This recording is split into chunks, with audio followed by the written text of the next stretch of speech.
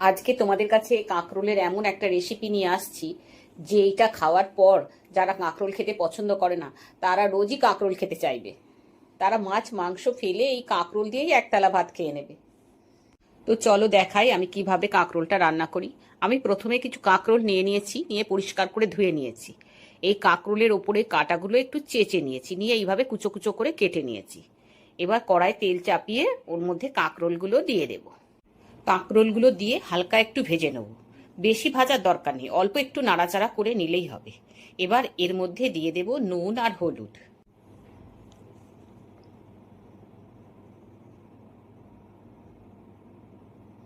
এবার এটাকে ভালোভাবে মিশিয়ে ঢাকা দিয়ে 5 মিনিটের জন্য রান্না করব। 5 মিনিট হয়ে গেছে, দেখো অল্প একটু ভাজা হয়ে গেছে। এবার এর মধ্যে দেব গোটা জিরে আর গোলমরিচ। গোলমরিচটা দিলে না কাঁকরোলের মধ্যে যে একটা বাজে গন্ধ থাকে সেটা চলে যায়। আবারও মিশিয়ে নিই। এবার এর মধ্যে দেব কিছুটা চিংড়ি মাছ।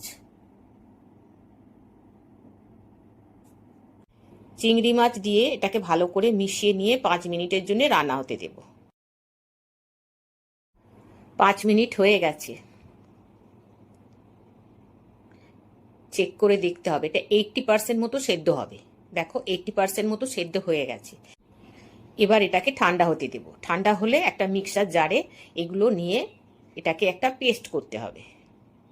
দেখো এই রকম পেস্টটা হবে, একেবারে মিহি পেস্ট নয়, একটু কচা কচা থাকবে।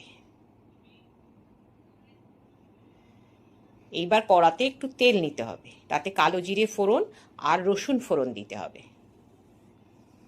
কালো জিরে আর রসুন ফোড়ন দিয়ে ফোড়নটাকে একটু ভাজা ভাজা করে নিয়ে ওই মিশ্রণটা এর মধ্যে ঢেলে দিতে হবে। দিয়ে নাড়িয়ে নাড়িয়ে একটু শুকিয়ে নিতে হবে।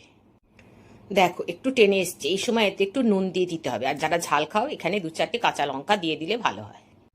আমরা তো খুব কম ঝাল খাই, তাই কাঁচা লঙ্কাটা আমরা দিইনি। যারা খুব ঝাল খাও তারা এর মধ্যে কাঁচা লঙ্কা চিড়ে দিয়ে দিতে পারো। আর এখন দিতে হবে একটু চিনি আর একটু গোলমরিচ। এগুলো দিয়ে এটাকে আরও একটু শুকিয়ে নিতে হবে।